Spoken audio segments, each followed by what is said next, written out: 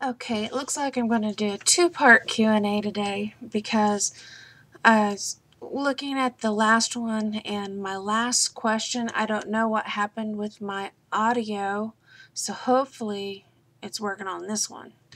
But the question was, have you read the book The Lupus Recovery Diet by Jill Harrington? No, I have not.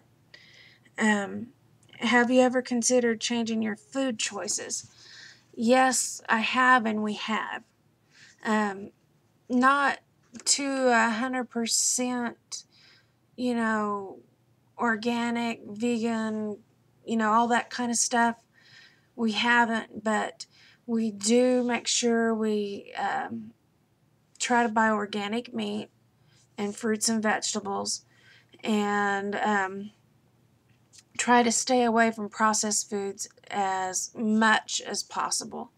Like, I had not drank soda for like 5 years, and in the last couple of months, I kind of got attached to orange soda, and it's caffeine free.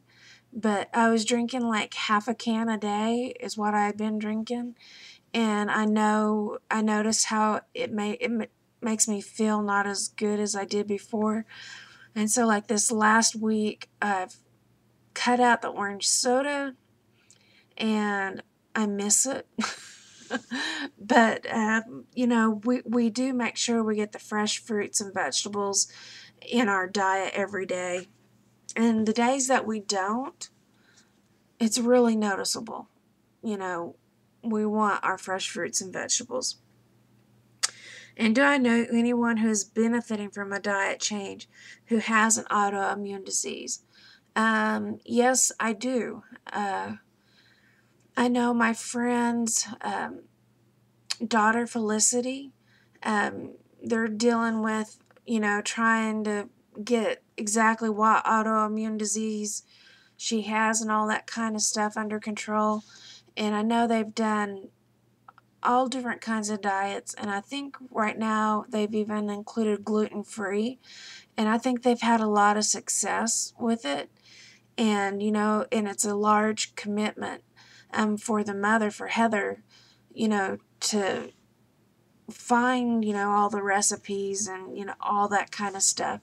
But I think Felicity has benefited from it, and I've heard from others who have benefited from cutting out processed foods and all that kind of stuff, cutting out all the white things like the flour, sugar, cornstarch, all that, the white things.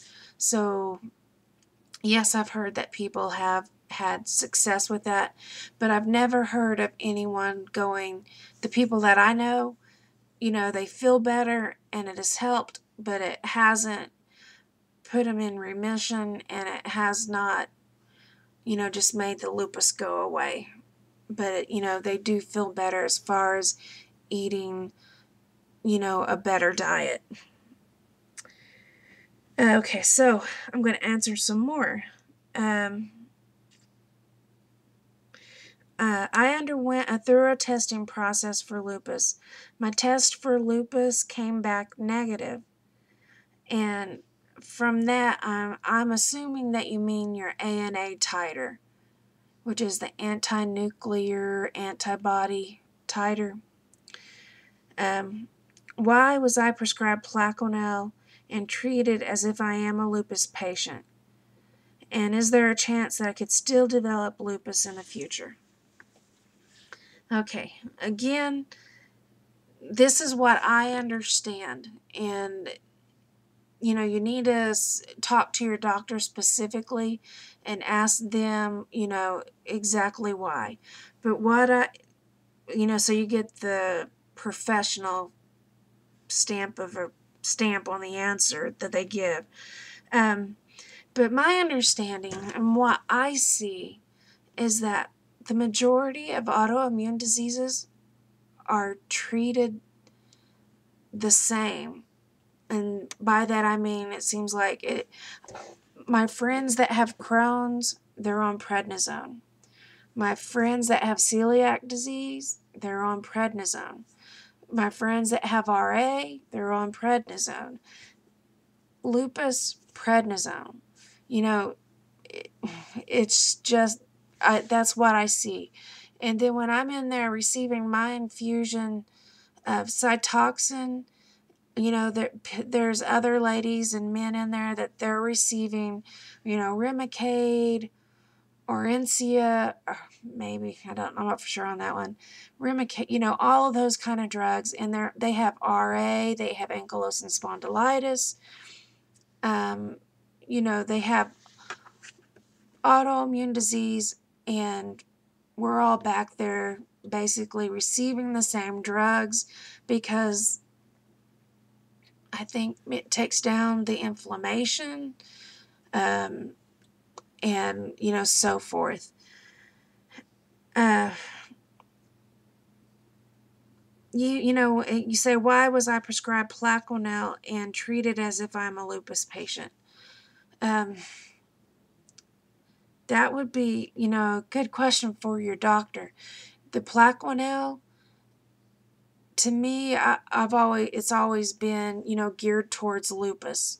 It's a or a malarial drug, and it's geared towards lupus. And so I don't know why they would prescribe that if they're saying that you do not have lupus. And is there a chance I could still develop lupus in the future?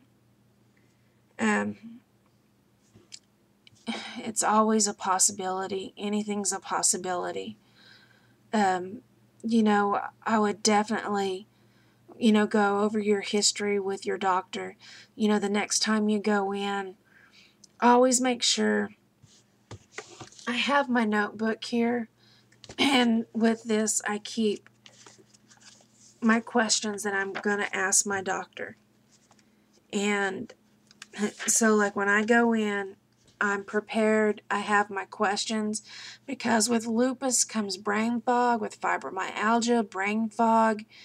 I'm sure the other autoimmune diseases, you get brain fog. And so I cannot remember all my questions. And also, I write down the answers. And my doctor, she appreciates it, and she knows that she appreciates it, and she gives me the time to do that. And she knows I'm coming with my notebook and with my questions. And she allows the time for that.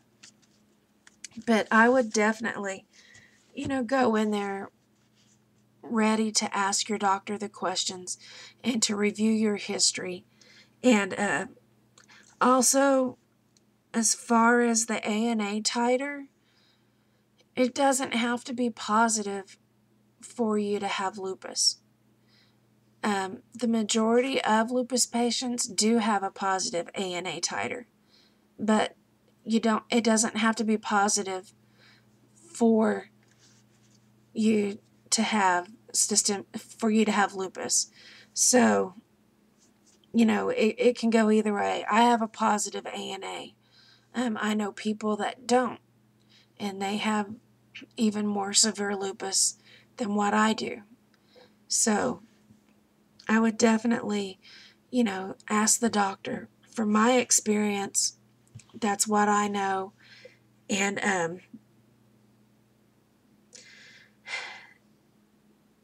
I would ask them, why, if I don't have lupus, what is the Plaquenil helping? And, why is it there? And, see what they have to say. And let me know so I can know for future reference. Because, that's a good question. And, people, I know it's frustrating but you gotta meet the criteria. And I think I'll do a video on that, between the criteria and the symptoms of lupus.